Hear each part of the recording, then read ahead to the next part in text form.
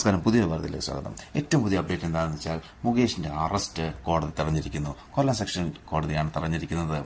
പക്ഷേ മുകേഷിനെതിരെ പോലീസ് വകുപ്പ് ചേർത്തിരിക്കുന്നത് ജാമ്യം കിട്ടാത്ത വകുപ്പ് പ്രകാരമാണ് കേസെടുത്തിരിക്കുന്നത്. എന്നിട്ടും കോടതി എന്തുകൊണ്ട് തടഞ്ഞു അറിയില്ല. കാരണങ്ങൾ നമുക്കിപ്പോൾ അറിയാൻ കഴിയുന്നില്ല. അതുള്ള എന്ത് കളികളാണ് നടന്നതെന്ന് അറിയില്ല. പക്ഷെ മുകേഷിനെ അറസ്റ്റ് കോടതി നടന്നു.